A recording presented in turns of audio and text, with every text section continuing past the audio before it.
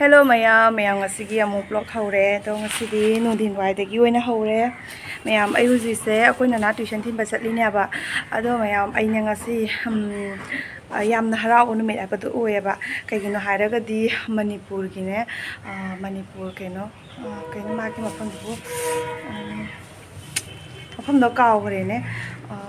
Kaksingi hai mare ko aduki nupi ama khak makse silchar da posting la ko koi se wari suna ba kuire ba adugi mana ju moida la ula waina harak pase kuire adugi ado ko ani se una ba matam ta sang da ba ko ai cha cha na ngang ge ai thabang ni da ko ai dia ngang thing do thin chin chathok cha sin thabok to kan bani na ne ai aba matam dai ti jum da leite da na ko aduna meyam ko bani se una ba matam ja ta sang dra ba aduga ngasi di mana ingonda ata phone to ga jenam lauge na jenam je kadai da lei gana hangapa aduga aina ne madum aina aidi yamna mafam di khangde ba do Jarupura bazar si di hayeng ne ba aga aina hayeng Jarupura bazar ne da mana ngasi ja ta pa mi ne na haira ko duga ti mayam aina huji tuition chat tam da chat toy mafam se adui mana ka jenam tabi do pirong ne adui manak ne jenam jo manupi ama leyeba ado ai di lejeru de ko aduga no mane koi tuition angang singi tuition thin balak pa mama ama khangna ne lau hi ba mangon de jenam se aduga ina khang hokba aduga jenam jo lai ba se aina mangon da hai ra su mafam do mana khangaroi ba adugi aina atopa jaga ama su hai ba kaino gi TV center gi quarter gi duga su jenam jo manupi ama leyeba adu su aina hai re ado mayam adu habadodi mase ai jeng hasi tuition thin ba chakani na habadodi mase saugale eba ngonda chaka kanu mata gain la kanu aina haira abane ba mana la anu ai ngonda la udi haijaro la anu aina to khole eba aduna mayam ai se ba anta saluge adu masu moisu kaugani masi khara ni si buni na teba ko ji angang gi exam kana satli aba asi loraga du mathang tha hugalapoi do da duga maki nupaga anganga ko sa koina kauraga phajana rage do ngasigi oina ne ayam tang satluge haina adum aini na ko phani kari ka adum sela adum chatpi do ne adum haina adum thoklai ni jesu ado mayam horen moijum joraga ne nupi du su uhalakke mayam mangon da ne phone tawre ba ina jenam jon pham du su mak to khangjana ba ina ne ya di dum la uaina hai ba do masu la kani na haire ba ado masu laga adagi dum akobani se punna dum chatminarani hawiti akoina na se swai da thamam doi do adui da mangona pharak ta ne akoi kebi rom doi na haigalani do kebi doi haijen bado aduna ne masu hengwai ai yawda bada dum jenam da leija bata su doi mpham doi dum haijen ki batu na ti mangonda sam doi ba aduna lambi do khanghan boina dum saita gi oina urani do akoi su sidagi jangaroi ba kebi rom doi na haigalani dukan lagi ne asapo khara lobe ba ai su ne siga yaure ba beta lichi fruit di fruity gumba yaure do kakagi dukan lagi follow ha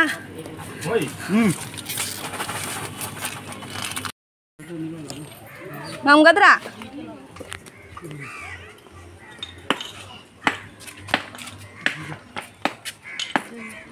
photo ga nang su pura khenai ba Ngaure ai ni real da unare ba ko angang ai di ai khane ba yam thina ba khane khonge thom jaw da ba se awa ba ne ma gari da na paga chatori oyum da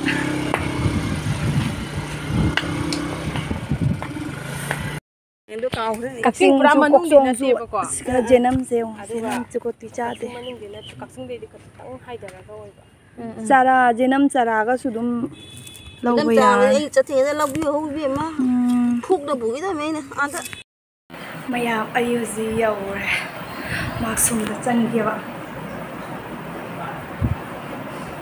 asi quarter se aham lai na asang ai koi quarter ne ba aham la seri ni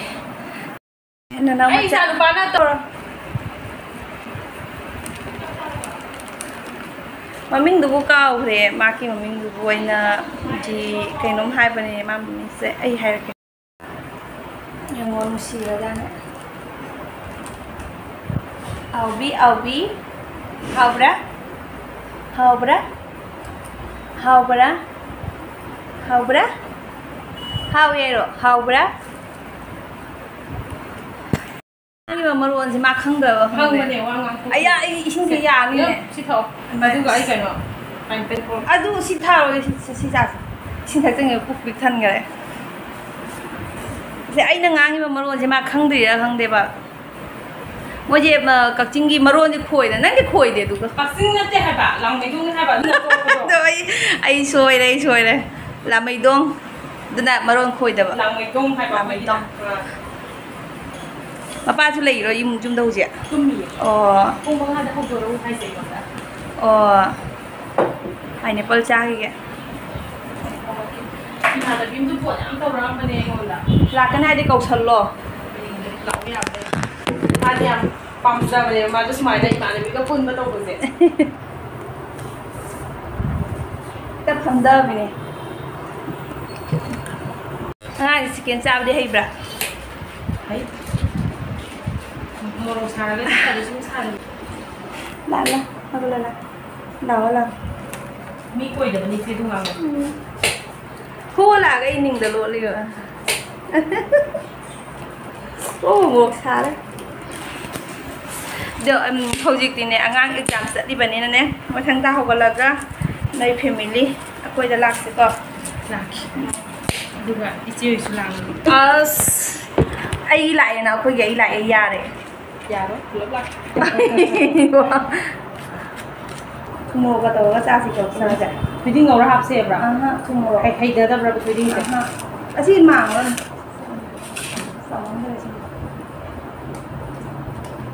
Tham một.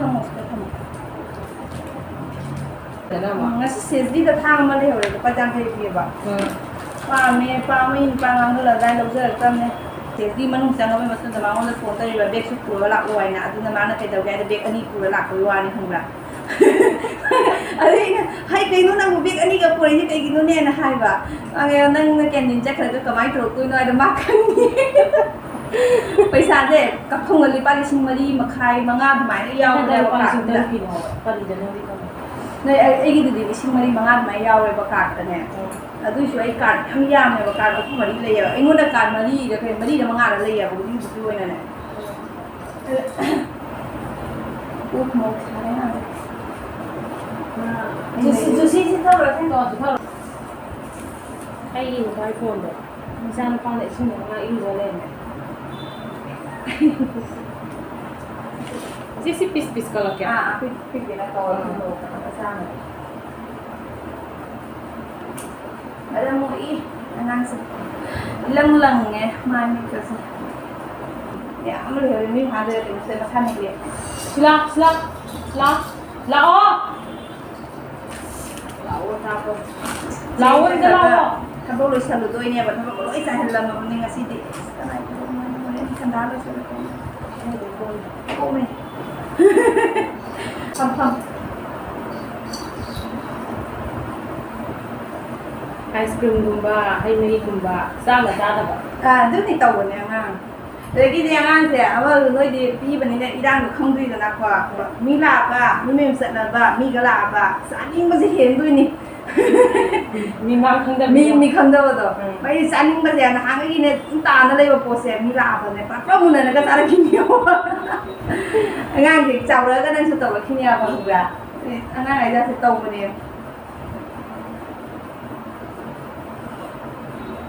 thầu quá mà sẽ thấy có sẽ pin ra một mà phải nó chinh một chính là thằng mình bạn assist là hay đồ khác kia hay đồ này sẽ ngang xin nhà bạn có cả mà gì ta ngà là tôi không hàng đồ được phát giờ nó lùi đấy không thì là cái mama mình nghe sai được gì hay đâu cái cái napa bani napa sih mới có cái school mà xin napa bani napa napa rồi quy được đi cấp cha ni nè ôn này tóm ta ni चलो mai sai chana bom ai si Fangnabase quarter khali hoy ram ni ne sai jama du chana de na pa na mai do mi tu mi su ma ma na pe de sing le de ni apa na ta lo ko ni rồi su sa rồi đó mo ra đâu thì là môn giáo nha aku ke sana aku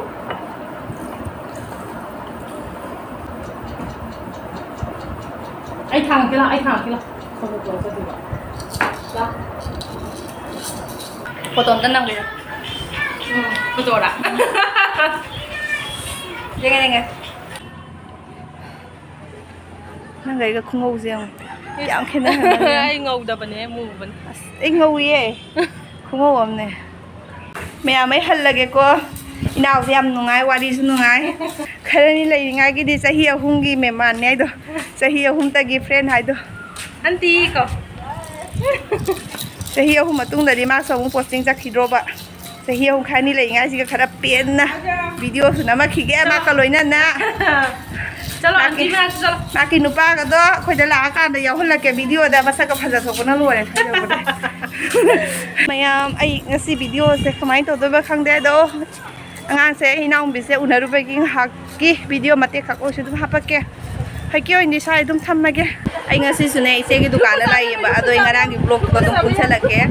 ise na ne ngasi su sa ga la to na to re ba ko ngarang su ngo da sa ga bithei nei ngarang di blog hap hodre ba ngasi deng oi se na to re ngasi di nimki pore ngarang di puri pore ina puri sa da ba du to ri da khang de ngasi ki se